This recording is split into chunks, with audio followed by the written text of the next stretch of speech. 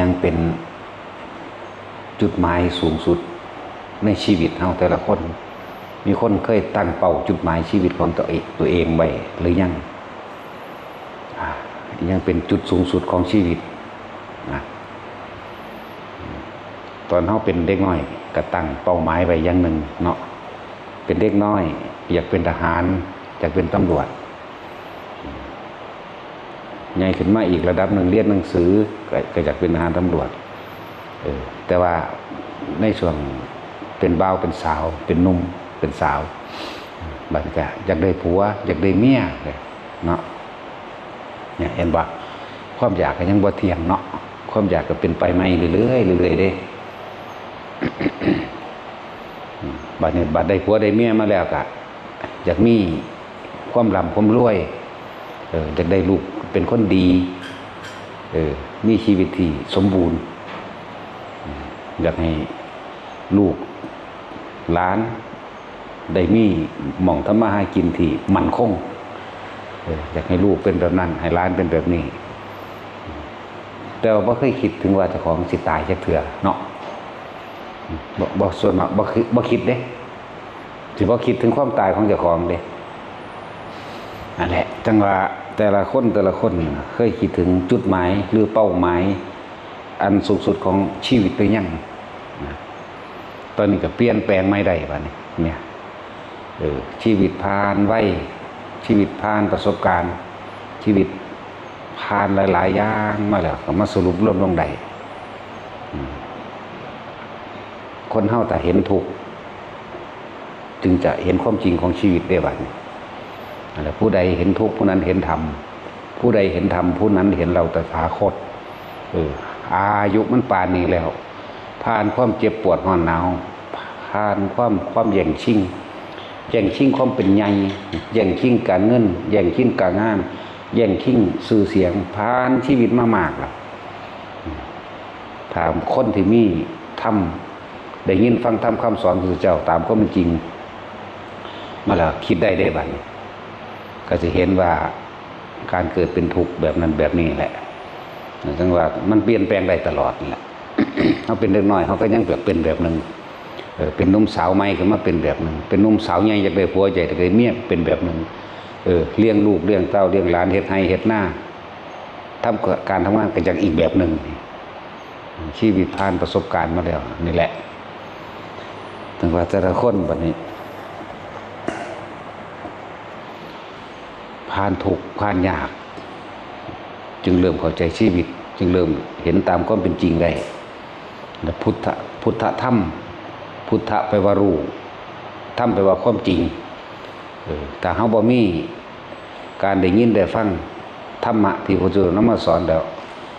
ก็บ่ฮู้ว่าเฮาสิเอาหยังมาเป็นเครื่องรู้ถ้ามันรู้แล้วเรียกว่าถ้าผู้ใดรู้เห็นตามความเป็นจริงตามประสบการณ์จริงของชีวิตตนเองแล้วบุคคลผู้นั้นก็สิเข้าใจคำว่าดวงตาเห็นธรรมดวงตาเห็นธรรมก็คือเห็นตามความเป็นจริงนั่นแหละทำไมตาเก่าก่อนเริ่มจากเป็นเด็กน้อยพ่อหาอยู่หากินเป็นมันก็จากได้ต่อมาใหญ่ขึ้นมาจากน้อย14-15 ปี20 ปี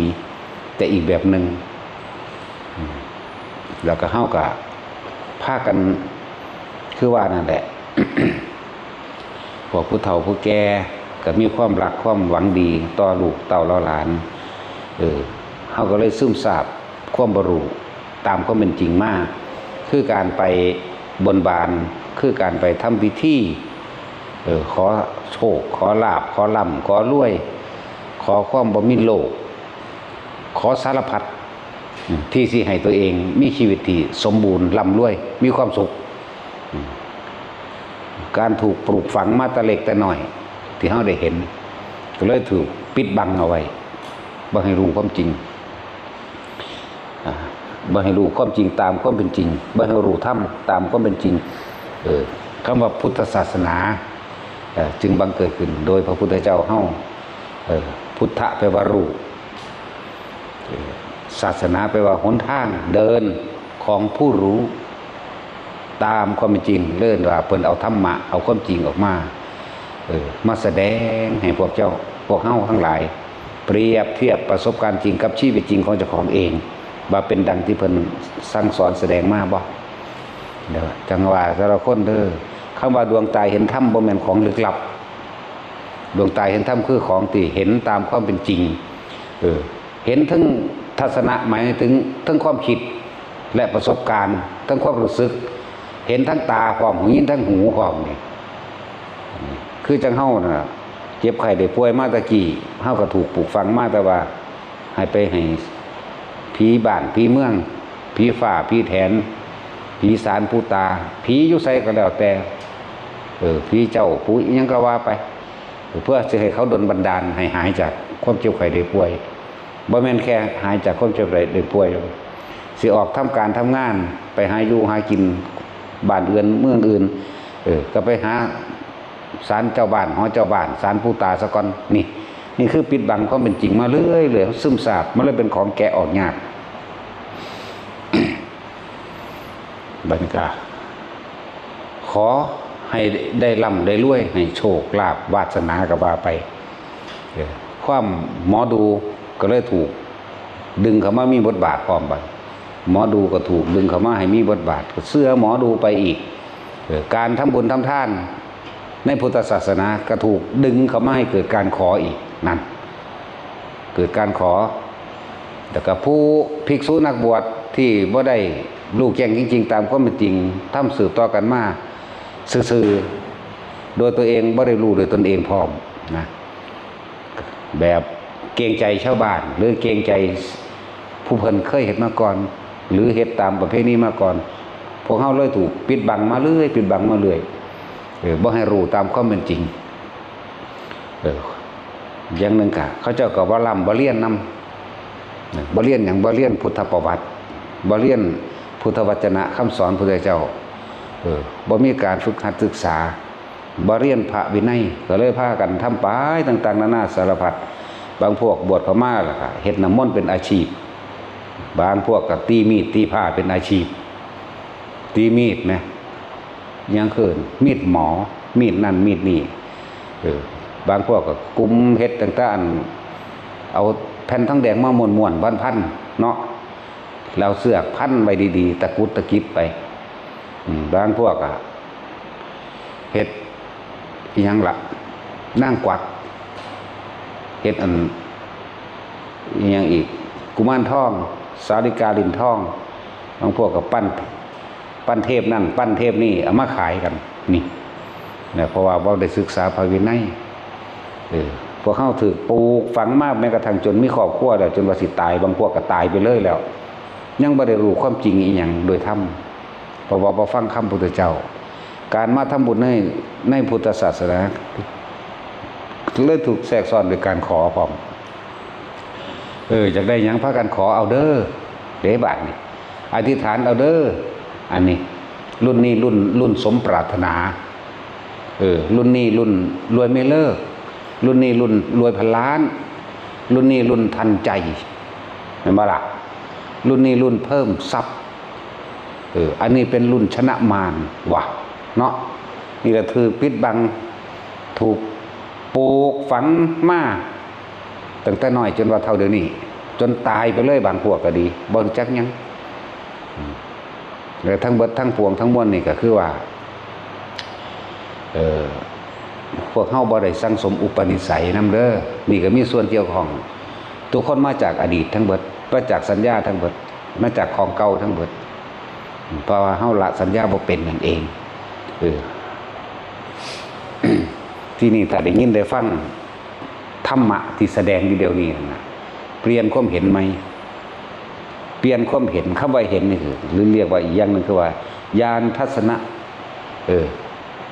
คิดให้ไกลทัศนะนี่คือคิดให้ไกลโดยเหตุผลตามความเป็นจริงบัดนี้คิดให้ไกลตามความเป็นจริงญาณทัศนะญาณแปลว่ารู้นะรู้ตามความเป็นจริงและในชีวิตจริงของเจ้าของเองถ้าเราขอได้สิ่งทั้งหลายที่ได้มาจะเอากองไว้ตรงไหนนี่เพราะทุกคนก็ขอเป็นแม้กระทั่งหมา ถ้าตามความเป็นจริงแล้วที่เจ้าของขอคือยอมรับเป็นจริงเจ้าของเด้เฮาเคยขอหยังเงินทองขอสนะขอให้ผู้นั้นตายขอผู้นี้ตายเฮาก็เคยขอแม่นบ่ล่ะขอบ้านหลังใหญ่ขอรถขอร่ำขอรวยขอเป็นนั่นขอเป็นนี่ถ้าขนาดขอเป็นนี่มันก็หลายเป็นแล้วเด้สมัยตะกี้เด็กน้อยอยากเป็นซุปเปอร์แมนเนาะแล้วว่าตาจุ้ยเจ้าอยากเป็นซุปเปอร์แมนบ่ก็ทั้งสั้นแล้วทั้งสิเป็นซุปเปอร์แมน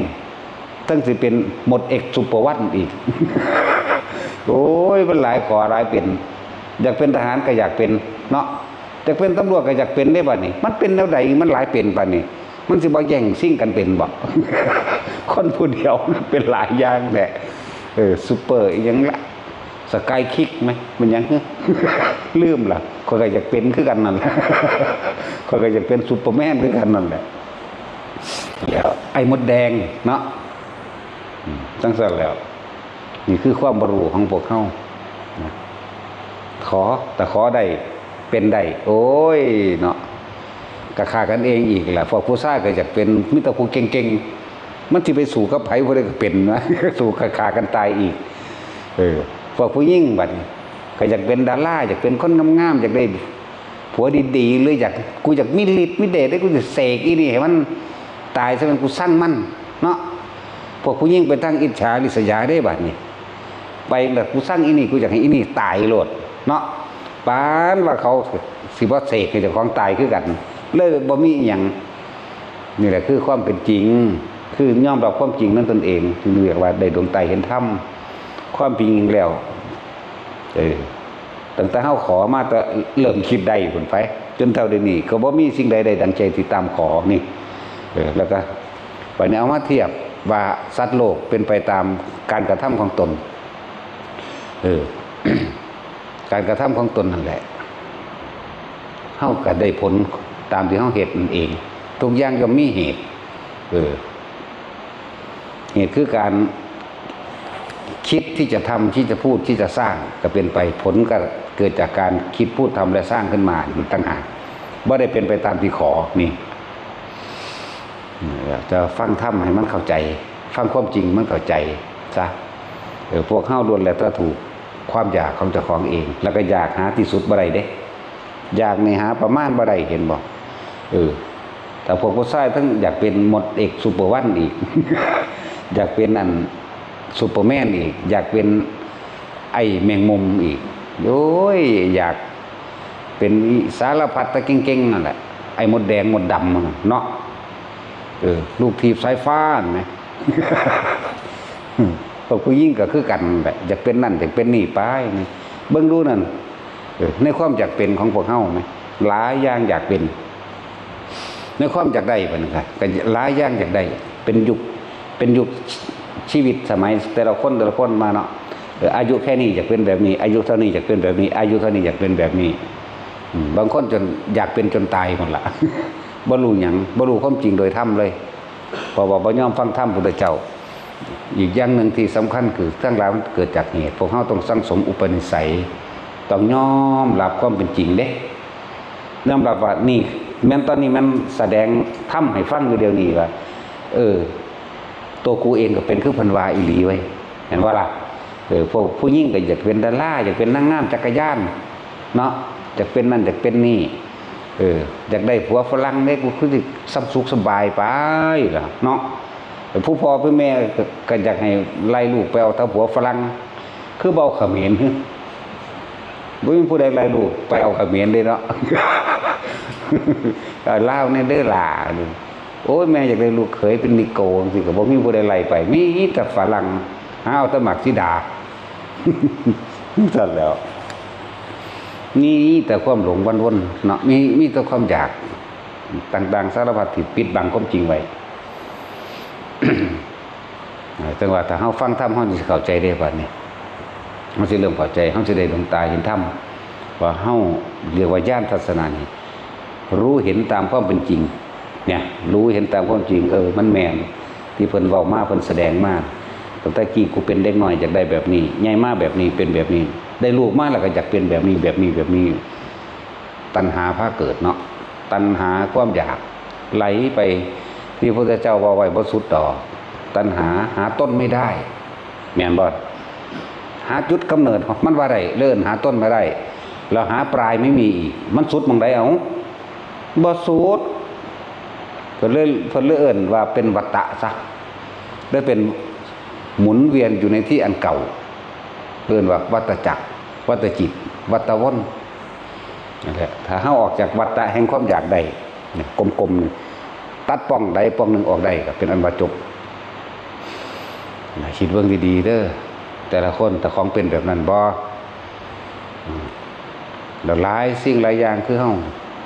บ่เข้าใจคำว่าอัตถิอัตโนนาโถอีก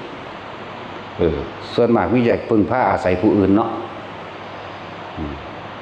พึ่งพาอาศัยผู้อื่นมีความหวังอยู่กับผู้อื่นตราบใดที่เรายังยื่นมือขอผู้อื่นตราบนั้นเฮาไม่อาจสามารถที่จะพ้นจากทุกข์ได้คือกันเด้อขอแต่ผู้อื่น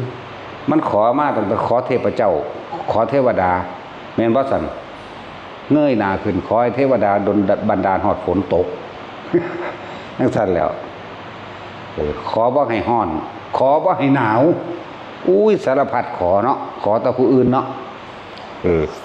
วันนี้พวกขอความช่วยเหลือจากผู้นั้นผู้นี้มื้อนี้เยอะแยะอันนี้ขอ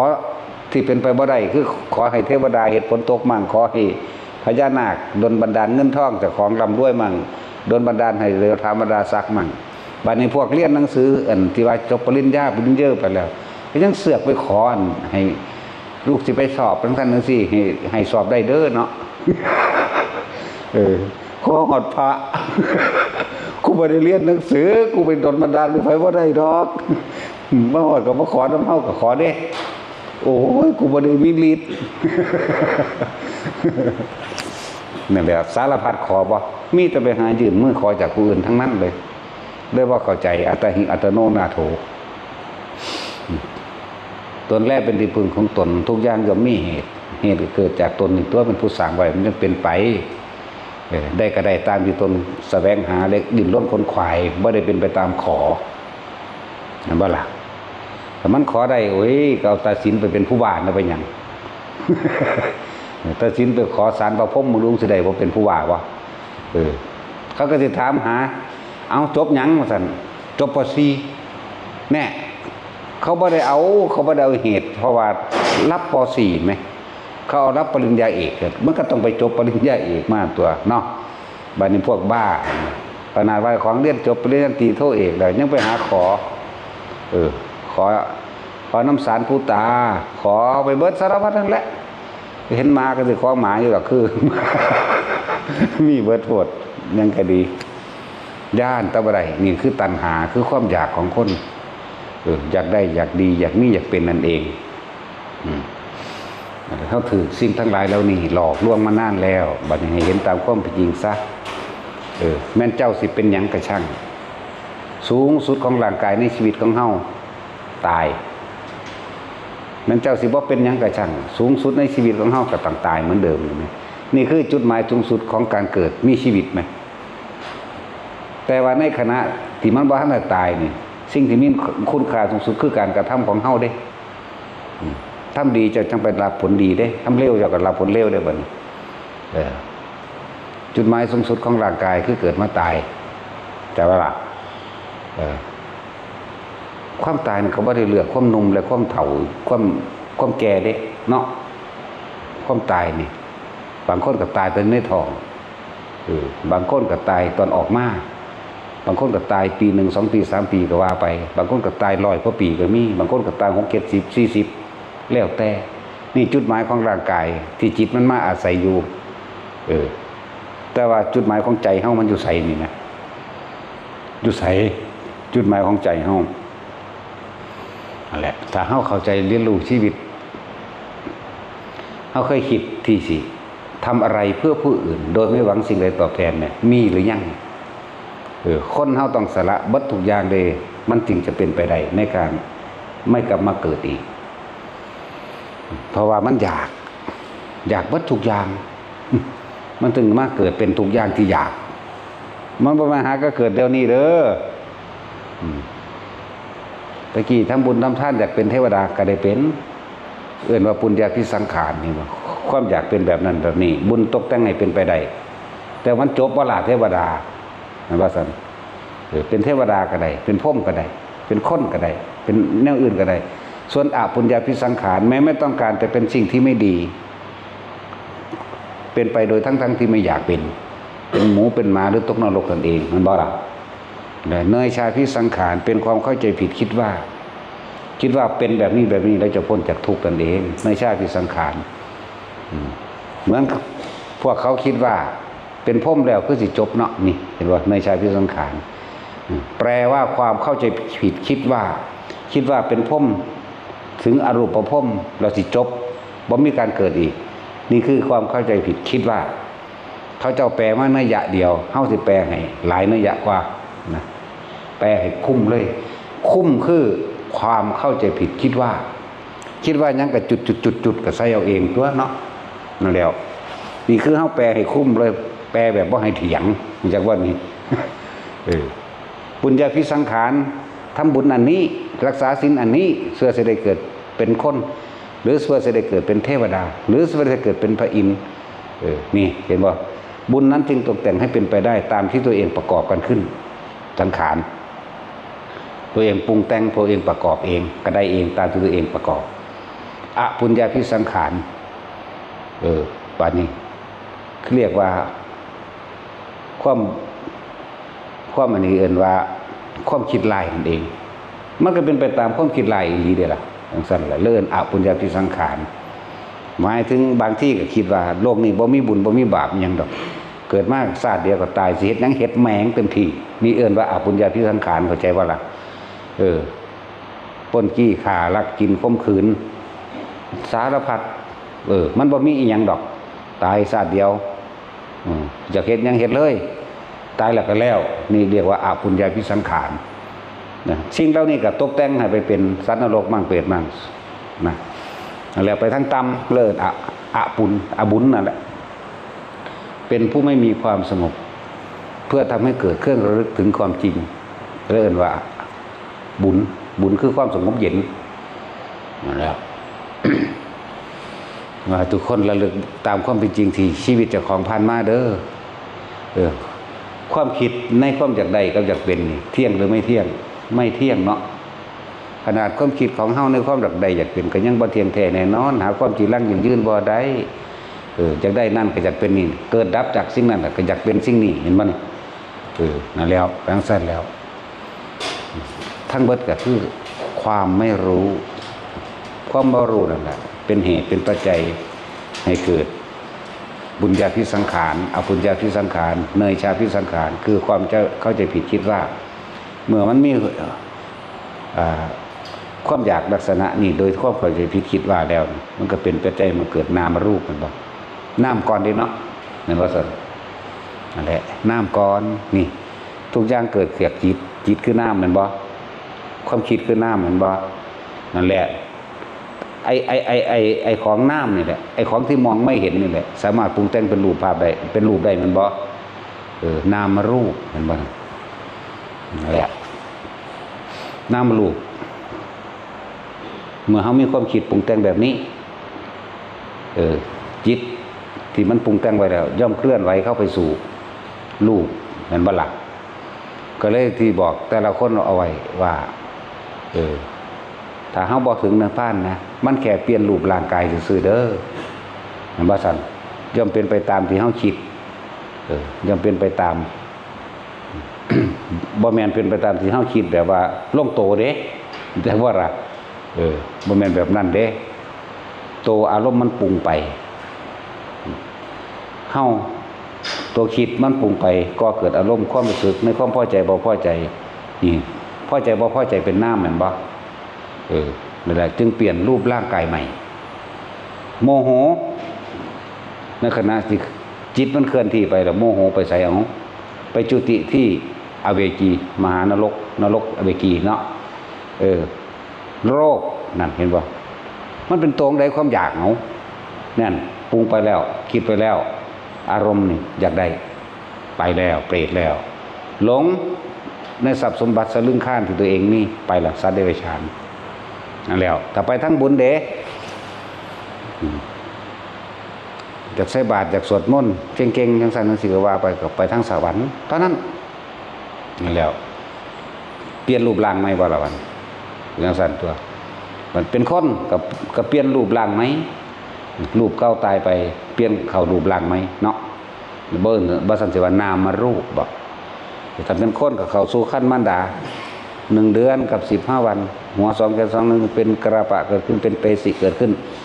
ไหลเข้ามีซ่องหัวใจเกิดขึ้นเต็มห้องซี่หัวใจแล้วจิตวิญญาณจิตตัวนั้นก็ไปสถิตหรือไปจุติอยู่ในหัวใจนั่นเป็นที่รองรับหัวใจเป็นที่รองรับของดวงจิตเด้อสังเกตว่าเวลาเฮาตกใจหัวใจเต้นแห้งๆหมดเนาะความรู้สึกเกิดขึ้นตรงนี้ก่อนสะเทือนตรงนี้ก่อนเด้สะเทือนตรงหัวใจนี่แหละ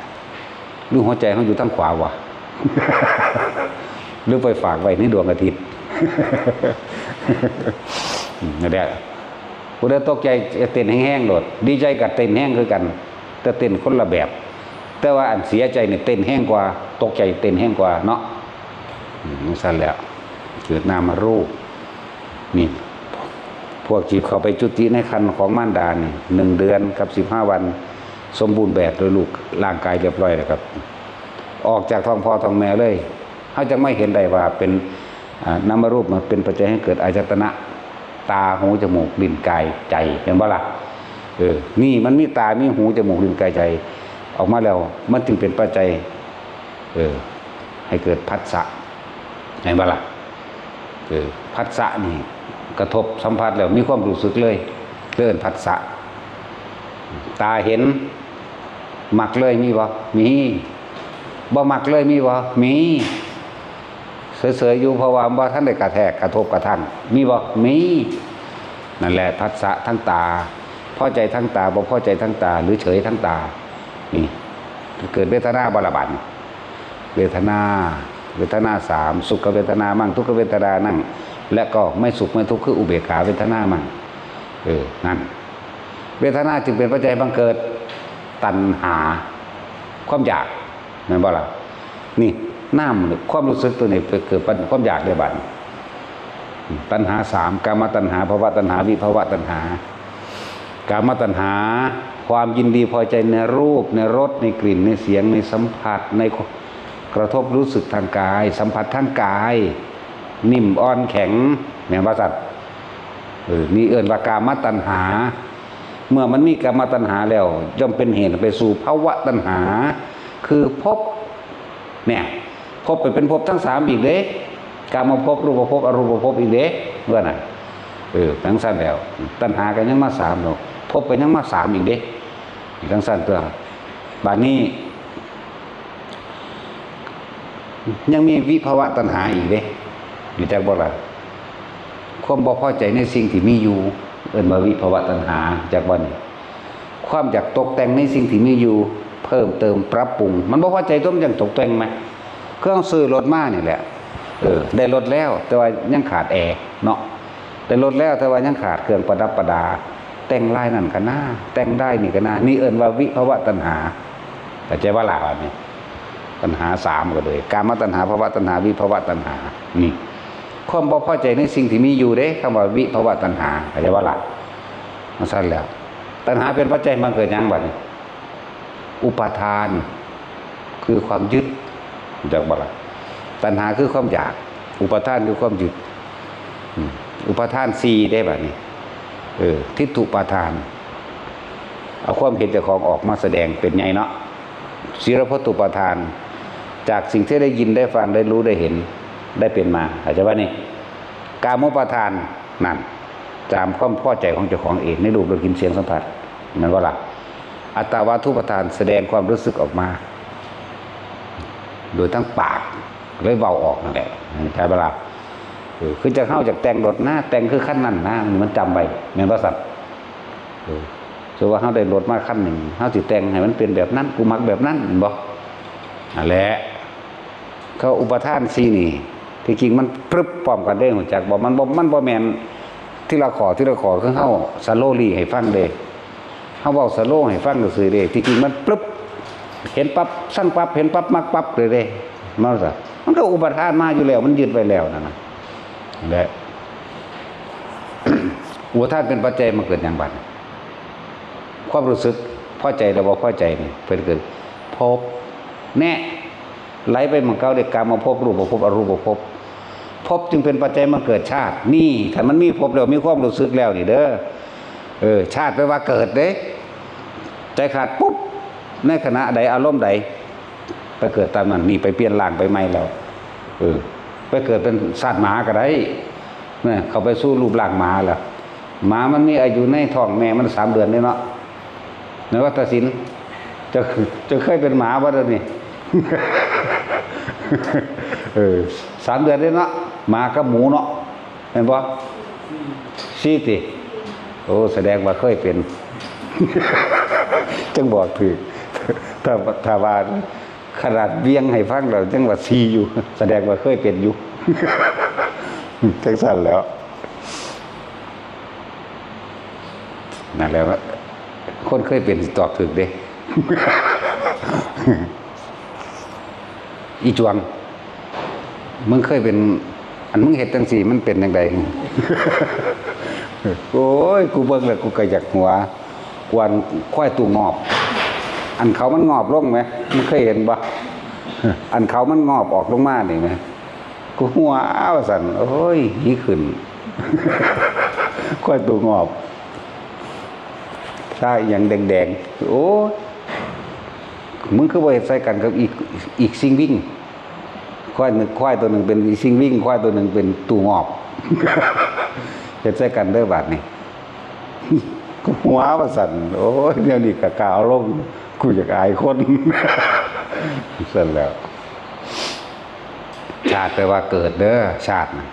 แปลว่าเกิดมันต่อกันมาจากอารมณ์เห็นบ่อุปทานนะคืออารมณ์ความรู้สึกมีอยู่3อุปทาน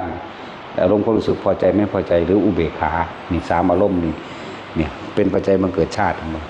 ถ้าเกิดแล้วมันก็ไปทางชราและมรณะนี่เห็นบ่สุดท้ายมาผู้ใดสิเกิดเป็นหยังก็สร้างย่อมมีความเปลี่ยนแปลงไปสู่ความตายจึงเรียกว่าชราและมรณะชาติแปลว่าเกิดเห็นบ่เขาเขียนไว้นำอันกำแพงวัดที่เขาเอากระดูกเขาใส่ไว้ชาตะเห็นบ่เกิดวันที่เท่านี้เท่านี้มรณะวันที่เท่านี้เห็นบ่ล่ะสั้นแล้วชาติแปลว่าเกิดเมื่อมีความเกิดก็ต้องมีความตายเพียงสั้นนั่นแหละถึงว่าจุดหมายของร่างกายนี่ที่เกิดมาเนี่ยตายอย่างเดียว แต่ว่าถ้าเฮามีก่อนที่สิตายเฮาสร้างอีหยังไว้หรือยังแต่ส่วนมากสร้างความเร็วเด้เนาะ ทุกคนเลยตัวเฮาเองก็สร้างมาคือกันเร็วนะนั่นแหละ อย่าลืมว่าถ้าสิปรับปรุงตัวเองก็ต้องพยายามฟังธรรมทุกคนมันมีประสบการณ์ผ่านชีวิตมามากประสบการณ์เฮาหลายๆอายุมากขึ้นผ่านประสบการณ์มากขึ้นแต่ว่าถ้าบ่มีเครื่องเทียบคือการได้ยินได้ฟังธรรมบ่มีทางจะเปลี่ยนแปลงตัวเองได้เป็นเหมือนเดิมเท่าตายแล้วก็ไปเป็นใหม่อีกเบิ่งเด้อพวกผู้เฒ่าผู้แก่ทั้งหลายนี่เฮาก็เคยว่าอยู่หั่งเฒ่าหั่งกิเลสหนาตัณหาหยาบกว่าคนธรรมดาทั่วไปอีกธรรมดาบ่มันบ่แม่นธรรมดาเด้อันเรื่องตัณหาของคนไอ้ความสังสมของคนสังสมเข้าทางจิตใจของเจ้าของเองสังสมอารมณ์อยากสังสมอารมณ์โลภอารมณ์โกรธอารมณ์หลงสังสมเข้าไปตายไปซื่อๆเพราะว่าหยังเพราะว่าบ่ได้ฟังธรรมนั่นสิ่งสำคัญอันสูงสุดโดยที่แรกนะพวกเฮาก็เกิดจากการได้ยินได้ฟังนี่แหละเพิ่นจึงเรียกว่าสุตตมยปัญญาสุตตมยปัญญาการได้ยินได้ฟังธรรมของพระพุทธเจ้าจึงเป็นของที่เกิดขึ้นได้ยากเพราะพระพุทธเจ้าเกิดขึ้นได้ยากเฮาสมควรเห็นคุณค่าของตัวเองที่ได้เกิดมาแล้วไม่เห็นแล้วมาพบมาพอแล้วพระพุทธเจ้าบ่ได้ตายไปไหนความจริงยังอยู่คู่โลกตลอดกาลทุกเมื่อ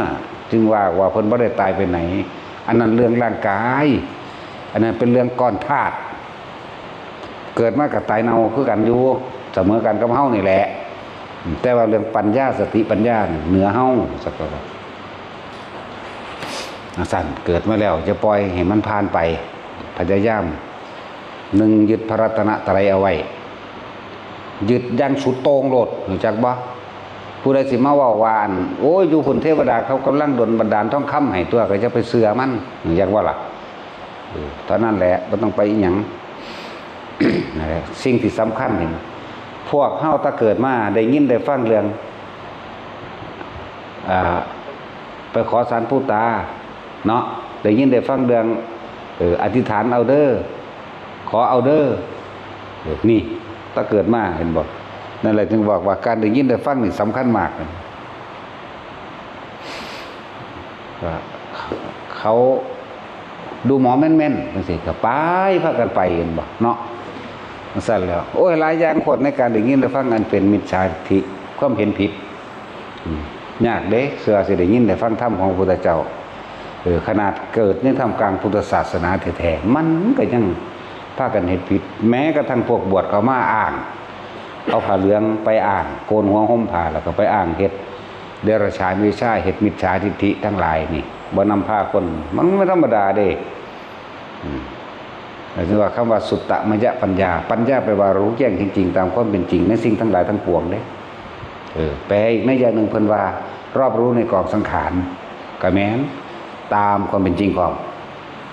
รอบรู้นะความจริงทั้งหลายที่มันประกอบกันขึ้นปรุงแต่งกันขึ้นตามความจริงก็ว่าสุตตมยปัญญาจิตตมยปัญญาการทำความเห็นให้ตรงตามความเป็นจริงเด้นั่นบ่ล่ะ แต่ก็ยังมายังละภาวนามยปัญญานั่นจังซั่นจิตตมยปัญญาการอบรมจิตและที่นี่ก็การเราเรื่องการบรรลุธรรมนี่โดยการอยู่หาอย่างเห็นบ่การได้ฟังการอบรมจิตการทำความเห็นให้ตรงการแสดงธรรมจากบนการแสดงธรรมคือเฮาแสดงอยู่แสดงไปเจ้าของบรรลุเอาเองก็มีเด้จากบ่ล่ะแล้วก็เรียกว่าการสัจฉายะสาธยายธรรมคำสอนพระพุทธเจ้าเฮาอาจจะเข้าใจว่าเฮาท่องแต่ภาษาบาลีมันสิรู้บ่เฮาต้องเข้าใจความหมายของเพิ่นจากบ่ล่ะเหตุแห่งความบรรลุวิมุตตายตนะ5อย่างการได้ยินได้ฟังจึงเป็นเรื่องที่สำคัญแต่เฮาได้ยินได้ฟังธรรมะแบบนี้แล้วน้อมเข้ามานี่น้อมเข้ามาเอหิปัสสิโกน้อมเข้ามาน้อมเข้ามาพิจารณาประสบการณ์จริงชีวิตจริงของเจ้าของแล้วเฮาสิได้รู้แจ้งจริงๆตามความเป็นจริงจึงเรียกว่าได้ดวงตาเห็นธรรมเคยเห็นความจริงแล้วก็สิเห็นทางเดินเข้าสู่ความพ้นทุกข์จึงเรียกว่าพุทธศาสนาพุทธะแปลว่ารู้ตื่นเบิกบานแต่เฮาคำว่ารู้ก่อนหนทางของผู้รู้เดินอย่างนี้เพื่อเข้าสู่ความจริงคือธรรมนั่นพุทธธรรมพุทธศาสนาธรรมสี่จึงเป็นสิ่งสำคัญมากด้วยการได้ยินได้ฟังคือพวกเขาได้ยินได้ฟังเรื่องต่างๆที่เขาซาลือมาโดยเฉพาะเรื่องต่ำๆเสื้อปั๊บโหลดคนเนาะคนเด้เป็นสันเด้คนมันวุ่นมันวายมันท่านในแมนมนุษย์เป็นจังซี่อีหลีบัดนี้นี่สำคัญบ่ล่ะการได้ยินได้ฟังถ้าเรื่องดีๆบ่ค่อยเชื่อเพราะว่าหยังมันสั่งสมตั้งแต่ที่เป็นมิจฉาสั่งสมแต่สิ่งที่บ่ดีเอาไว้เขาเว้าเรื่องดีของผู้อื่นก็สร้างสิไปเอาแนวบ่ดีมาขัดง้างโลดนั่นแหละเพราะว่าตัวเองนั่นน่ะสั่งสมอุปนิสัยที่ให้มันเกิดขึ้นเฉพาะสิ่งที่ไม่ดีนั่นเองมันจึงบ่ตอบรับความดีจังซั่นส่วนคนที่มีอุปนิสัยะนี่ไปในทางที่ดีมันไผสิบอกเรื่องเลวร้ายเพียงใดก็สร้างเขาบ่ค่อยตามนำและเขาก็จะเอาแต่สิ่งที่ดีๆไปคัดง้างความไม่ดีแม้ว่าล่ะบัดนั่นแหละ คือพระเจ้าแผ่นดินเพิ่นเว้าน่ะคนดีย่อมทำให้ผู้อื่นดีได้ด้วยถึงจะมีคนเลวคนชั่วมาพยายามที่จะกระทำให้คนดีให้กลับกลายเป็นคนเลวส่วนคนดีคนที่มั่นคงในความดีแล้วย่อมไม่อาจสามารถทำให้คนดีนั้นเป็นคนเลวได้เลยนั่นแหละจังว่าเอาธรรมของพระพุทธเจ้าเนี่ยมาเป็นเครื่องดำเนินชีวิต แล้วก็เป็นของง่ายบ่ได้ยุ่งยากกับพิธีบ่ได้ยุ่งยากกับการขอบ่อีหยังเลยล่ะถือเป็นของง่ายๆมากๆเลยตอนนี้เฮามาพิจารณาตัวเองตั้งแต่เฮาเกิดมาเนี่ยเคยทำอะไรเพื่อผู้อื่นโดยไม่หวังสิ่งใดตอบแทนหรือไม่เอาดีๆเด้อตัวนี้ส่วนมากมีแต่หวังเนาะมักย่องเวลาเอานั้นเอานี่ไปให้คนก็หวังอยากให้เขาย่องว่าดีเห็นป่ะสันเวลาช่วยเหลือบุคคลผู้อื่นเป็นเรื่องเงินเป็นเรื่องเอาไม้ให้กันเป็นเรื่องเอาอีหยังที่มันมีค่าแน่ต้นไม้ให้กันเพื่อเฮ็ดเฮือนหรือเอาตะปูให้หรือเอาอันใดอันหนึ่งให้ที่มันคงทนแน่เนาะมันจากท่วงบุญคุณจากการทำดีของเจ้าของเด้อันนั้นเรียกว่ายังไม่ใช่ทำดีเห็นป่ะสันมันจากท่วงบุญคุณเอานั่นยังว่าบ่ท่านได้ว่าความดีแค่ว่าทำสิ่งหนึ่งเพื่อแลกสิ่งหนึ่งเหมือนกันอยากให้เขาย่องว่ากับของดีเวลาเอิ่นใส่เขาบ่มีเวลาหรือเขาอันใดอันหนึ่งใส่กับวันนั้นนี่ละคุณโลเดลเนาะนั่นแหละเรียกว่าถามตัวเองมั่งนะใครก็ดีเคยทำอีหยังเคยทำอะไรเพื่อผู้อื่นโดยไม่หวังสิ่งใดตอบแทนหรือไม่ผู้อื่นนี่หมายถึงทั้งคนและสัตว์เลี้ยงหมาพวกเจ้าก็เลี้ยงไว้ใส่งานเด้ยังมาก็เป็นเพื่อนแก้เหงาแก้ง่อมหรือเฝ้าบ้าน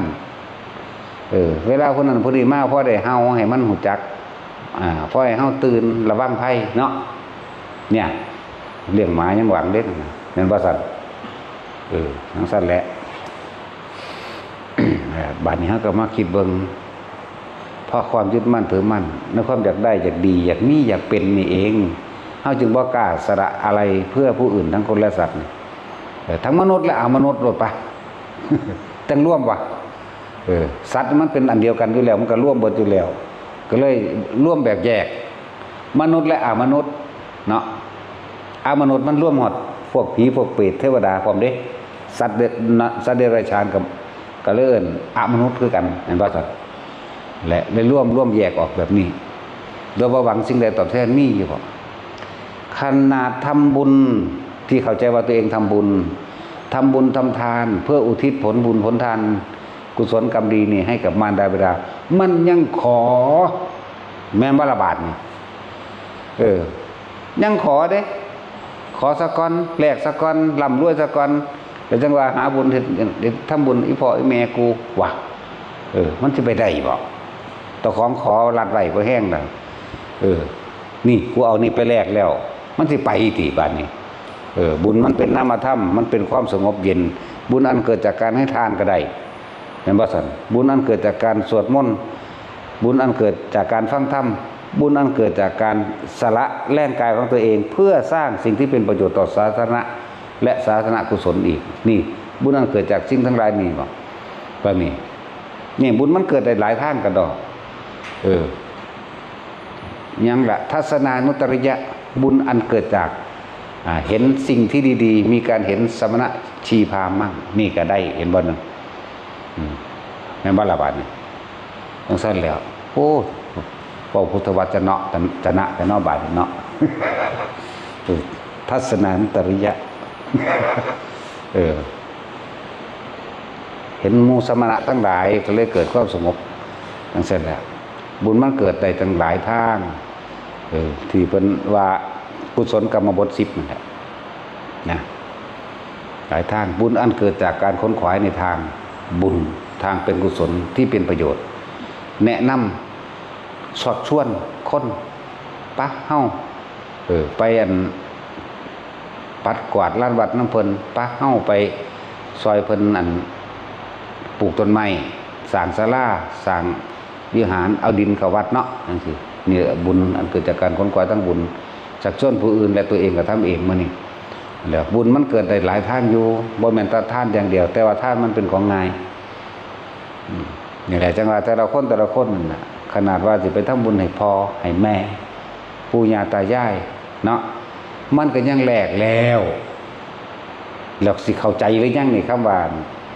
เคยทำอะไรเพื่อผู้อื่นโดยไม่หวังสิ่งใดตอบแทนหรือไม่ถ้ ทั้งที่เป็นมนุษย์และอะมนุษย์บางที่ก็เป็นเปรตอยู่บางที่ก็เป็นสัตว์นรกอยู่บางที่ก็เป็นเดรัจฉานอยู่บางที่ก็ไปเป็นสวรรค์เทวดาเหมือนว่าล่ะทั้งสั้นแล้วคิดว่าจะอุทิศบุญไปเขาใดบอกไม่ได้เพราะตัวเองขอเพราะตัวเองแลกจึงพยายามเน้นย้ำแต่ละคนว่าพวกเจ้าเคยเห็นอีหยังเพื่อผู้อื่นโดยบ่ได้หวังสิ่งใดตอบแทนปะชื่อว่ายังแต่กับคนเนาะวันนี้ขนาดเฮ็ดให้ผู้ตายไปแล้วเฮ็ดให้ผีไปแล้วก็ยังขออยู่มันว่าซั่นก็ยังท่วงบุญคุณจากการทำดีได้เฮ็ดมาหลายครั้งแล้วมองได้ก็เลยก็แมงเพราะสำนั่นแหละบ่เห็นว่ามันสิได้หยังดอกเศร้าทั้งเฮ็ดทั้งเป็นหนี้เป็นสินหลายเนาะจังซี่ก็มีเด้มันจากเศร้าเฮ็ดเด้ก็เจ้าของบ่ได้เฮ็ดบุญเจ้าของทำทานเพิ่มทุกข์ทำบุญเพิ่มบาปมีแต่ขอสารพัดผิด ผิดตัวมันกลับมันกลับมาเฮ็ดให้เจ้าของเจ็บปวดแสบร้อนเพราะตัณหาเจ้าของเองนั่นบ่ล่ะนั่นแล้วเลยถามแต่ละคนแล้วทุกคนเอาไปถามเจ้าของเองบัดนี้เด้อกูเฮ็ดแบบนั้นมาตลอดแม่นบ่ล่ะความพ่อกูบ่ได้ดวงตาเห็นธรรมเนาะมีตั้งแต่อยากได้กับอยากได้เลยบ่รู้จักคำว่าต้องสละออกจึงจะถึงความสงบเย็นใจใดต้องสละออกต้องบ่อยากได้หยังต้องบ่อยากเป็นหยังมันจังสิเกิดความสงบเย็นเรียกว่าบุญนั่นแหละแต่ขาดออกจากความเกิดเลยเนี่ยโอ้ยมันหังบ่อธิษฐานหยังสำตัวมันบ่ล่ะบ่ขอหยังเลยบ่อีหยังเลยเด้จังสิแม่นนั่นแหละจังว่าเน้นเฮาเน้นในทางที่พระพุทธเจ้าเอาความเป็นจริงมาสั่งสอนแสดงบอกเฮาอัตถิอัตโนนาโถตนแลเป็นที่พึ่งของตนนั้นแหละเป็นเหตุแห่งความได้และความเสียก็คือตนนั่นแหละคือกระทำเองอันเกิดจากจิตเจตนาจึงเป็นตัวกรรมความคิดที่ตั้งใจที่จะคิดที่จะทำสิ่งนี้สิ่งนั้นอันนั้นเรียกว่าเป็นตัวกรรมบัดนี้เฮาฮู้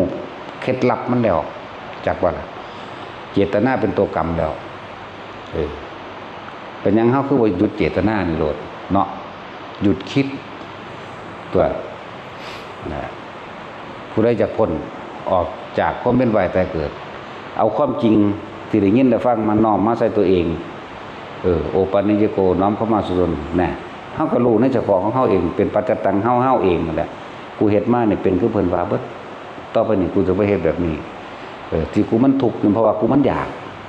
คนเฮามันทุกข์มันอยากเนาะถ้าบ่อยากมันบ่มีทุกข์เด้ก็เท่านั้นแล้วมันบ่ได้ไปเล่าร้อนกังวลกับไหวมันบ่ได้ไปดิ้นรนคนขวายไปรับจ้างไผอีกเด้บ่อยากได้แล้วมันบ่ไปรับจ้างไผเด้เนาะแต่ว่าแท็กซี่กูบ่ได้รับจ้างเสกนั่นเสกนี่หรือเป่าน้ำมนต์หรือไผเด้เนาะพวกยังไปเสกนั่นเสกนี่มันรับจ้างได้นั่นน่ะฝนแมงนี่แต่ว่ามาทาง1 0นี่รถทั้งสั้นตัวแหละมันไม่ได้ยากดอกแต่สิเบิ่งคนว่าผู้ใดพ้นหรือบ่พ้นเขาบ่ไปหาหยังอีกแล้วเขาบ่เป็นทาสหยังอีกแล้วเด้อน่าเชื่อถืออยู่ว่ากับคนที่แสดงธรรมแม่นว่าล่ะคนแสดงธรรมมันยังอยากอยู่เด้อแต่มันบ่อยากบ่หาแสดงดอกแม่นว่าน่าเชื่อถืออันใดสั่นก็จังสั่นเลยเว้าเรื่องนิพพานว่าหาแมงบ่ลูกเมียก็มีอยู่จังสั่นแล้วเว้ย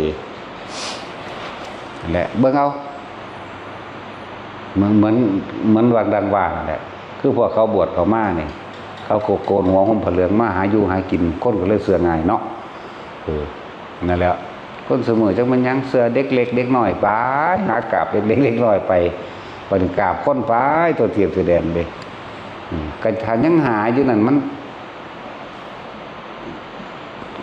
ตาอนาคามีมันก็เริ่มจากบวชแล้วนั่นบ้าล่ะเป็นสันอิลีเดสันจะบอกไปพวกบอกพวกจักหยังอิลีเดจักอิลีก็ไพ่แหละเลือกเอาเลือกที่สิเข้าสำนักใดพระองค์ใดที่มันแสดง ในอริยสัจสี่แล้วก็เบิ่งการกระทำคำเบาของเพิ่นประกอบกันเอาตัวเพิ่นบ่สร้างเพิ่นบ่พาสร้างผีสร้างนาคเพิ่นบ่พาขายกระตุ้ดของขลังเพิ่นบ่พาขายมีดขายเกี้ยวขายเสียมขายหมกจกตีมีดตีผ้ามีดหมอมีดหมามันนี่เกิดมื้อนี้แล้วเพิ่นบ่พาสักลิงสักลายสักกับแก่ขี้เข็บแล้วแม่งอดจังซี่เพิ่นพาเฮ็ดตั้งแต่กรรมฐานนี่ตัวนี้ตั้งหากก็เลือกไว้แต่เฉพาะหมอกจังซี่ก็พวกไปขายนั่นขายนี่ขายเหรียญขายเหรียญอยู่นั่นโอ้ยมันสิไปบรรลุอีหยังมันพากันเฮ็ดแนวจังซั่นอยู่พระอริยะเจ้า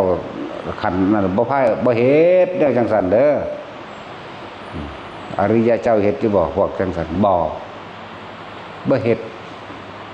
นอกนั้นบ่แม่นบ่แม่นเด้อคือกันที่คนใดอันนั้นนี่มาอธิษฐานเอาเขาเว้าย้ำแล้วย้ำอีกถ้าอธิษฐานใดมันบ่ขายมันก็เฮ็ดเอาเองของมันแล้วแม่นบ่ล่ะมันบ่ตัวคนเอาไปขายแบบนั้นเด้คือบอกเลขแต่มันฮู้มันก็ซื้อเอาเองจนไปบอกผู้เฮ็ดหยังโอ้ยคนเป็นพันคนบอกไปพันตัวมันก็ถือผู้หนึ่งตัวไร้สาระเรื่องจังซั่นแม่นบ่ล่ะเท่ากับบอกถือได้หนึ่งบอกแมงแค่2,000 ตัวนี่มันต้องถือแล้ววะจังซั่นตัวเป็นบอกไปหยังว่าเป็นความจริงมันเป็นทางหนทางบนถูกดอกแหละว่าทุกคนใครเข้าถึงความจริงแน่ผู้ใดอยากได้ดวงตาเห็นธรรมก็เอาประสบการณ์จริงชีวิตจริงเจ้าของมาเทียบกับธรรมที่แสดงอยู่เดี๋ยวนี้หรือเทียบกับธรรมที่เฮาไปอ่านมากก็ได้ในธรรมจักรปวัตตนสูตรในอาทิตตปริยยสูตรในอารัตนคณสูตรหรือในมงคลสูตรไปเทียบเอาถือปั๊บอยู่ในหันบ่มีผิดเพี้ยนเลยเอาชีวิตจริงเจ้าของอ่านคำแปลไปโอ้แมนกูเป็นจังซั่นโอ้แมนโดดแล้วเถียงบ่ได้ก็แล้วกันน่ะในชีวิตอันเป็นมงคลหลายอันหลายอย่างกับมงคล38นั่นแหละอเสวนาจะภารนังปฏิจจเสวนาบูชาจะภูชนีจะนังก็อ่านเบิ่งในหันบันก็เทียบเบิ่งกับชีวิตจริงของเจ้าของเองโอ้มันแม่นของเพิ่นหรือบ่แม่นก็เบิ่งเอาตัวบัดนี้พูดจนฮอดนิพพานสัจฉิกริยาเอตมังคารมุตตนังการทำให้แจ้งซึ่งพระนิพพานนั่นแหละมงคลอันสูงสุดวัตถุมงคลบ่ได้มีในมงคลสูตรเด้อมีแต่การกระทำคำพูดที่ออกจากจิตนี่กายวาจาจิตทั้งนั้นเลยบ่มีเลยต้นไม้แล้วภูเขามันเป็นมงคลบ่มีดอกนี่ถ้าพวกเขาเฮ็ดขายเองแหละเขาก็ว่ามีนะก็ว่ามีพ่อมีแม่มึงบอกมันบ่มีในพระพุทธศาสนามันมีน้ำสูนี่แหละแม่นบ่ล่ะนี่นั่นแล้ว มันว่าแม่นแบบนั้นอย่าเอาคำสอนพุทธเจ้าไปบิดเบือนว่ามีมั้ยถ้ามีของเองคนเฮ็ดขายเฮาบ่ว่าดอกเพราะว่าเป็นอาชีพถ้าคนเฮ็ดขายก็คือขายการ์ตูนนี่แหละพวกเขาบริษัทขายการ์ตูนกราฟิลจังซี่นะขายหมดเอกซุปเปอร์วันขายไอ้หมดแดงขายอุลตร้าแมนก็เฮ็ดไปเนาะล่ะบ่ต่างกันเด้กับพวกขายของในห้างว่าล่ะเบิ่งอีหยังเต้านั่นเต้านี่ก็ว่าพุทธคุณพะนะ มันบ่แม่นพุทธคุณในอิติปิโสนั่นน่ะไปอ่านเอาติไปแปลเอาติพุทธคุณในอิติปิโสธรรมคุณในสวากขาโตสังฆคุณอยู่ในสุปฏิปันโนนี่ต่างหากอีหยังอ้างขึ้นก็แม่นหยังบุได้ขี่ม้ามาก็ว่าพุทธคุณโลดพุทธคุณพ่อคุณแม่เฮ้ยจังแม่นเอาอีหยังมาก็ว่าพุทธคุณโลดนั่นแหละการได้ยินได้ฟังจึงสำคัญเลือกเข้าที่ถูกที่บ่ช้าบ่เร็วจากบ่เฮ็ดไปนั่นแหละถ้าอยากพ้นทุกข์มันบ่ได้พ้นทุกข์เพราะว่าผู้อื่นมาเสกยังให้เด้พ้นหรือบ่พ้นขึ้นอยู่กับตนผู้เดียวเด้บ่ได้ผู้อื่นเด้ถ้าเขาดลบันดาลนั่นนี่ให้ได้เขาบ่มาขายดอกเนาะเอาง่ายๆนะถ้าดลบันดาลให้ได้นะพระพุทธเจ้าดลบันดาลแล้วเพิ่นเป็นที่หนึ่งอยู่แล้วเป็นผู้นำเอาความจริงมาว่าอยู่แล้วถ้าดลบันดาลได้พุทธเจ้าดลบันดาลแล้วเด้อนั่นเจ้าจังสั่นแล้วหลายอย่างบ่ต้องมากุศโลบายดอกฟาดแมงตรงๆโลดเนาะเพราะว่ามันบ่ตรงเนี่ยคนมันหังมักแวะมักเลาะมักอ้อมค้อมมักย่อง เนาะตรงๆบ่มักปานใดได้คนมันเป็นความวุ่นวายเนาะ คนแปลว่าวุ่นวายอันซะแหละเอาชีวิตจริงประสบการณ์จริงมาเทียบเอาเด้อไผก็ดีพวกเจ้าทุกข์เพราะว่าเจ้าอยากพวกเจ้าเกิดเพราะว่าพวกเจ้าอยากแล้วจังซี่มันเกิดเพราะว่าเจ้าของอยากเลยนะแต่คนบ่อยากบ่หาเด้เข้าใจบ่ล่ะบ่หาบ่อยากได้แห่งได้เนาะแปลกประหลาดว่าซั่นซื่อๆอยู่ก็มีคนเอามาให้เขาบ่อยากได้พวกเจ้าหาเท่าใดหาเท่าใดก็หังบ่เห็นมันยากเว้ยอยากได้ก็หังบ่ได้เนาะพวกบ่อยากได้กับได้เด้พวกบ่อยากฮู้กับฮู้พวกบ่อยากเห็นกับเห็นเนาะมันแปลกประหลาดว่าล่ะว่างอยากตัวเดียวนั่นแหละบ่มีหยังวิธีการฝึกหัดเฮาก็สอนซุมื้ออยู่แล้วสงชาติเด้ออุณาโลมเด้อเฮ็ดอยู่แค่นี้ฮอดตายบ่มาเกิดดอกมันบ่ไปคิดหาแม่แม่นบ่ล่ะเมื่อบ่หาแล้วมันก็บ่สร้างไผซั่นตัวมันก็บ่ฆ่าไผบ้านรังแกระเบียดเบียนไผซั่นตัวคำว่าจิตร่วมนั่นน่ะก็แค่ว่าบ่คิดเอามันอยู่ในความรู้สึกเดียวน่วงๆอยู่หน้าผากนี่แหละจิตร่วมก็เลยร่วมแล้วถ้าร่วมแล้วถ้ามันไปเห็นนั่นเลยเอิ้นว่าอำนาจสมาธิซื่อๆจิตตั้งมั่นแล้วก็ไปเห็นนั่นเห็นนี่มันสิไปต่างจากฝันหยังเลยประสานซั่นตื่นพะโวมากแล้วไปคิดน้ำความฝันอยู่เนาะมันบ่เป็นจริงจักอย่างดอกจริงหรือบ่จริงเท่าไรก็พุ่นน่ะพระพุทธเจ้าเฮาร่างกายมันก็ตายแล้วเด้ล่ะเนาะแม่นบ่ล่ะฤทธิ์เดชก็คือกันหลวงพ่อก็ย่องว่าพระโมคคัลลาเป็นผู้เลิศทั้งฤทธิ์เพิ่นทั้งเลิศก็อีกแม่นบ่ล่ะเพิ่นก็ตายแล้วแหมจังได๋ล่ะซั่นเลิศทั้งปัญญาก็ตายแล้วเลิศทั้งได้ก็ตายด้วยแล้วแหมนั่นน่ะฉันว่าเอาความจริงใส่กันโลดยังก็ดีพยายามทำให้เป็นจิตเป็นหนึ่งคำว่าจิตหนึ่งกันนั่นแหละจิตร่วมกันเลยคือมันบ่คิดร่วมอยู่ใส่ร่วมอยู่หน้าผากนี่แหละว่าต้องไปร่วมอย่างอื่นดอกจังว่าล่ะฐานที่ตั้งแห่งการกระทำทั้งหลายหรือฐานที่ตั้งแห่งจิตก็ว่าสมาธิก็ว่าจิตร่วมก็ว่านั่นแหละอันส่วนการไปหูไปเห็นนั่นโอ้ยอำนาจสมาธิมันเลยการไปเห็นคืออุปจารสมาธิเบิดแหละมันก็สิ่งนั่นเกิดขึ้นผ่านนั่นผ่านนี่เอาไปมาเลยเอาน้ำมาเว้ากันเลยเป็นตุเป็นตะเป็นจริงเป็นจังขึ้นตาเฮาเห็นกันทีเดียวนี้มันก็ยังบ่กี่ลังอย่างยืนเนาะจักน้อยก็แตกหนีเบิดเด้เนี่ยสลายไปแล้วมันบ่ล่ะหรือจักน้อยก็ตายจากกันไปแล้วนี่ไหมขนาดเห็นทนโทเดี๋ยวนี้ไหมสุดท้ายก็ตายเบิดได้อยู่นี่ตายเบิดทั้งโลกแหละเขาพระนายถือคืออย่างแนวมันนี่ แม่นเนาะถือกันเดียวนี่ละแต่ว่าทำนายนี่เนาะทุกคนเกิดมาตายเบิดอยู่นี่และอยู่หม้องอื่นพร้อม แล้วบ่มีกฎหมายใดห้ามความตายได้อีกเนาะเห็นบ่ซั่นห้ามแต่คนทำดีแล้วโคตรพ่อโคตรแม่กฎหมายห้ามสั่งวัดห้ามพวกนี้ต้องอย่างนั้นเนาะโอ้ยลูกเขาอีหามาสิแม่มึง คนที่ทำความดีที่ทางยากเด้เนาะมันสิได้ขาทำเอาเด้แม่นบ่มันสั่นแล้วนั่นแหละอันนี้ก็คือปัญหามีไว้ให้แก้เด้อบ่ได้มีไว้ให้หนี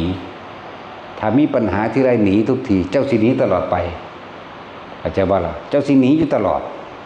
เจ้าเลิกสิบ่จะแก้ปัญหาตายแล้วก็ยังไปแก้อีกตายแล้วก็ต้องหนีอีกเนาะส่วนตัวคุณเจ้าบ่พาหนีได้ปัญหานั่นแหละปัญหามีไว้ให้แก้บ่ได้มีไว้ให้หนีทุกคนหนีปัญหาโดยวิธีการบ่แก้อีหยังหนีไปเลยไงเขาก็สู้ตัวโอ้ยนั่นน่ะก็มีแต่เกิดเรื่องอย่างนิดหน่อยหนีล่ะออกไปล่ะเนาะโอ้ยกวนหนักสู่บ่แม่น ปัญหามีไว้ให้แก้ถ้าบ่มีอุปสรรคถ้าบ่มีม่านถ้าบ่มีอันใดมาขัดขวางปัญญามันบ่เกิดมารไม่มีบารมีไม่เกิดเมื่อบ่มีอุปสรรคและไม่มีปัญหาแล้วปัญญาจะเกิดขึ้นได้เช่นไร ความเพียรความพยายามความอดทนจะเกิดขึ้นได้ยังไงความรักความสมัครสมานสามัคคีจะเกิดขึ้นได้อย่างไรการแก้ปัญหาต่างๆจะเอาอย่างมาแก้ถ้าไม่อยู่แก้ปัญหาปัญหามีไว้ให้แก้ไม่ได้มีให้หนีแล้วจะต้องหนีตลอดชีวิตบ่แล้วจะต้องหนีตลอดชาติบ่แล้วจะต้องหนีทุกภพทุกชาติหนีจังได๋ก็บ่พ้นหรอกหนีปัญหานี่นั่นบ่ล่ะต้องแก้ปัญหากับตัณหาจังว่าล่ะปัญหามีไว้ให้แก้ถ้าหนีนั่นคือหนีตัณหาแห่งตนเองหนีตามความอยากเจ้าของเด้นั่นบ่ล่ะทั้งสั้นเลยโอ้ยเฮาหังมักวิจารณ์แต่บ่มีนั่นแหละมีในเถินอยู่ทั้งสั้นตัวบ่สั้นมันสิมีปัญญาบ่นี่แม่นบ่ล่ะเป็นบ่ใจจอยเริ่มมีจักหน่อยแล้วเม็ดดินนึงแผ่ออกเป็น16ส่วนแล้วเอา16ส่วนมาพาอีก16ส่วนทีนึงนั่นแหละได้ส่วนที่16นั่นแหละมีใจจอยแยกคำใดบ่ซั่นเอิ้นบ่มีสมองบ่ถ้าเขามาว่าหยังหั่นให้วื้อๆขึ้นอ้ายจังซั่นจังซี่เฮ้ยบ่มีสมองคักบ่มีปัญญาหยังบัดนี้เขามาขวางดูเขาม่านแม่นว่าอุปสรรคเกิดอะไรขึ้นเริ่มสู้ตัวถ้าไม่ถูกรังแกมันก็ไม่สู้จักว่าล่ะถ้าไม่มีปัญหาไม่มีอุปสรรคไม่มีมารกำลังจิตกำลังใจจะเกิดขึ้นได้จังไดคนอื่นว่ามันไม่มีบารมีไม่เกิดอย่าหนีต้องสู้จักว่าล่ะเวรย่อมระงับด้วยการฆ่าเจ้ากรรมในเวรไม่จักว่าล่ะเฮาบ่ว่าคือพระพุทธเจ้าเด้ฆ่าแมงโลดเวรย่อมระงับด้วยการฆ่าเจ้ากรรมในเวรจังซั่นตัวโหอย่าไปคิดยากหลายอยู่ว่าย่านแต่ของบ่บรรลุหลายสันตติอมาตย์ฆ่าเป็นแสนเนาะฆ่าเจ้ากรรมในเวรตัวปัจจุบันท้ายสิตายกูก็บรรลุอรหันต์อยู่ มันก็แล้วคือกันได้ล่ะองค์คุลิมานทั้งหยังกันแน่ฆ่าเจ้ากรรมในเวรตัวนั้นน่ะเนาะก็บรรลุอยู่ได้ล่ะไปทางนี้ได้เฮากูจะฆ่าเอาเด้ เราเชื่อมั่นอย่างนี้เรียกว่าเฮาตั้งมั่นกับสัทธาธิกะเฮาตั้งมั่นตรงนี้ต่างหากล่ะเราเชื่อมั่นตรงนี้เด้ว่าเฮาสามารถกระชากจิตออกจากความคิดได้อยู่แล้วนี่ไหมนายจรคาตมันสิจักหยังบรรลุอนาคามีพะนะฆ่าคนหลักกินหลักอยู่มาตลอดเมียนั่นก็ได้มาโดยการป่นเอาทำเด่นนายจุลคาตบรรลุพระอนาคามีว่าซั่นแน่เว้ยเฮาก็ตั้งมั่นเดี๋ยวนี้คือกันเด้จังซั่นเด้สัทธาธิกะที่ตั้งไว้ดีแล้วปัญญารู้แจ้งตามความเป็นจริงการกระชากจิตออกจากความคิดจบเหลือแต่ความเพียรเท่านั้นพยายามอยู่ในตัวเองจากบ่ศรัทธาปัญญาความเพียรนี่ร่วมกันเป็นหนึ่งเวรจะระงับด้วยการฆ่าเจ้ากรรมนายเวรจังซั่นตัวโอ้ยเวรถ้าสิเว้าถึงนั่นพ่อใหญ่สุดโทธนะน่ะหลบมาเด้จังได๋เมืองนั่นฆ่าคนหลายวะเมียกับบักหลายคือกันเอาเอื้อยเป็นเมียแล้วนางประชาบดีโคตรเอาอันยังก่อนแม่ใหญ่สิริมาหามาอยากเป็นเมียแล้วยังเอาน้องอีกเอาน้องเมียอีกเนาะแล้วก็เอาหลานเมียอีกเด้บ่ธรรมดาเด้เอาบักหลายคนแม้ปัจจุบันคือว่าบรรลุอรหันต์อยู่เนาะญาติหลายยังก็เลยเอาเรื่องผู้หญิงบัดนี้นางอัมพาปารีเราเป็นโสเภณีเนาะหญิงที่ได้จากต้นมะม่วงคำว่าอัมพาปารีนั่นนะเราเป็นคนงามเราหนีมาจากเมืองอื่นเรามาสลบลมลงอยู่สวนหมากม่วงพอเด็กผู้นั้นผู้นี้ไม่เห็นเขาเศรษฐีขนาดกษัตริย์ก็ยังแย่งชิงกันเอาไหมตัดสินเมื่อไรมันจะฆ่ากันแย่งผู้หญิงผู้เดียวเนาะก็เลยเอาเล่าเป็นหญิงงามเมืองเป็นเครื่องประดับเมืองได้เลยให้เล่าขายโต สั้นแล้วเรียกแขกต่างแขกเมืองแขกต่างประเทศว่าเอาบ่อนนอนนำเนี่ยแล้วก็แทงลูกแล้วแทงลูกอีกเด้แทงบักหลายคนละตะกี้ว่ามียาคุมทั้งที่แล้วสุดท้ายมานั่นน่ะแล้วก็พุทธเจ้าเกิดไปฟังท่านพุทธเจ้า เราบรรลุอนาคามีก่อนแล้วเราไปบวชบรรลุอรหันต์เด้ธรรมดาป่ะขนาดนั้นทั่วบอกผู้ยิ่งกันนำแมงจะ100,000,000 คนหมดโดดแล้วว่าให้ซีเรียสจักว่าแต่เป็นจริงเด้อันเว้าอยู่นี่ว่าได้เว้าแบบเล่นได้ดีเพราะจริงๆนี่แหละและความจริงก็เป็นแบบนั้นอีดีเอาพ่อใหญ่สุโธทนะเขาเจ้าไปลบชิงเอาได้บ้านกรุงกบิลพัสนี่จังได๋มาเนาะจังมาออกอีพ่อใหญ่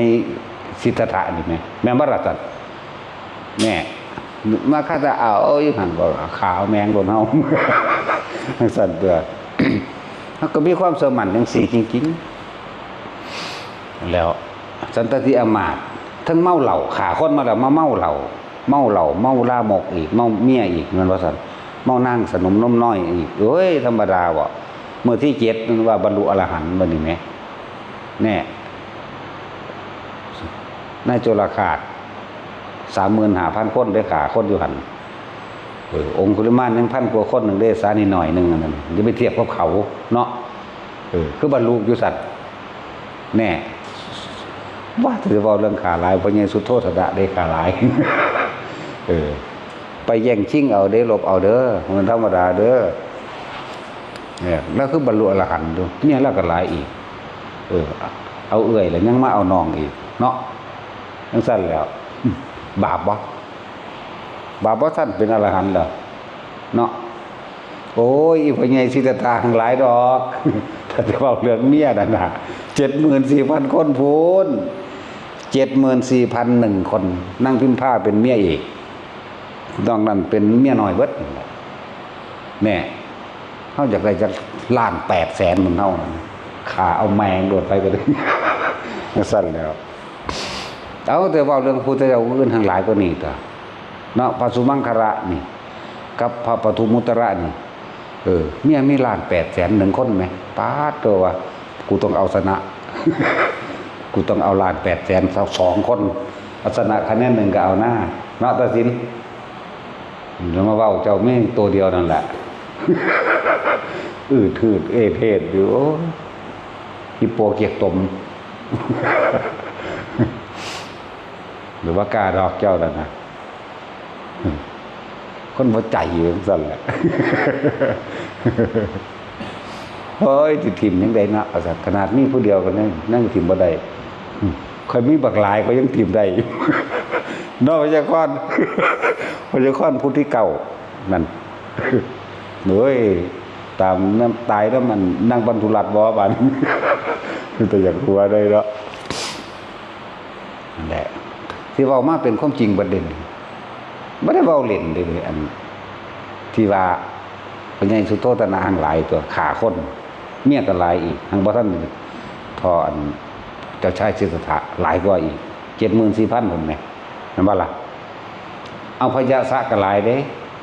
พญาสะนี่ 3,600 ก็หลายอยู่ 3,600 คนเด้นี่มีภาษา3ฤดูเหมือนกันพญาสะกุลบุตรมันแน่สนับสนุนคนตะทั้งนี่นะเฮาไง บ่ให้ซีเรียสให้สบายๆอย่าพากันเคร่งเครียดอีหยังหลายเถาะเฮ็ดหยังมาแล้วก็สร้างอยู่จุดอุณหภูมิแหละเอาพอใหญ่น้อยแล้วมันเป็น4ตัวพอใหญ่น้อยถ้าตายแล้วละพี่น้องนี่แหละแล้วอยู่เพชรบูรณ์ถ้ามื้อใดสวดมนต์ไหว้พระเอาตายคักๆผู้ใดผู้หนึ่งล่ะแม่นอีหลีเด้แต่สิไปยิงไผอีกมื้อนี้ถามเพิ่นเนาะสวดมนต์ทำวัดซะก่อนเด้ทำวัดแล้วก็ไปแล้วถือปืนออกฟังลมเสียงปืนดังแป้งตายแล้วทั้งนั้นแม่นอีหลีสวดมนต์ทำวัดซะก่อนต้องไปฆ่าแล้วก็มาสวดมนต์ทำวัดอีกแผ่เมตตาสัพเพสัตตาสัตโอ้ยพอยังหาดิมึงเว้าหาแมงบักหาดิว่าเขากวนอยู่แล้วเนาะให้มันรอดเด้อซาดดีแล้วบอกกันเสยเด้นี่ทั้งหลอดบ่ว่าเด้อยู่ในลมหายใจนั่นรอดอีหลีเด้อล่ะแล้วตายแล้วล่ะตายบ่เจ็บบ่ปวดพร้อมเพราะว่าเราขาคนเลวเราบ่ได้ขาคนดีเด้คนดีแล้วปกปักรักษาเด้พ่อใหญ่อันนี้พ่อใหญ่น้อยอยู่เพชรบูรณ์ถ้าผู้นี้เป็นคนดีมีใครไปกวนแล้วไปยิงโลดเด้นั่นคือกันล่ะครับมันขุนเดช คุณเดชก็เป็นเท่านั้นครับแต่ผู้ได้ไปกวนพระองค์นี้พระดีๆนี่เพราะเราไปยิ่งโดดเด็กเรือคนดีกับสร้างคนกับสร้างพระก็ตามถ้ามีคนไปก่อกวนไปลั่งแกเบียดเบียนเอาเปรียบแล้วไปขายอีหลีเด้ก็จะน้อยก็ตายก็โดนนั่นล่ะ ตายแต่เข้าไปอยู่เป็นจบูรณ์บุญละเขาเป็นเนน จะไปยิ่งไผอีกบาทนี่มันจะปากเมื่อดิถึงเราเขาก็ไปเด้ไปเยี่ยมเพิ่นตายไปบอกเพิ่นอยู่ในลมหายใจนี่แหละนาคามีพุ่นลองเบิ่งดูเอาสมทาน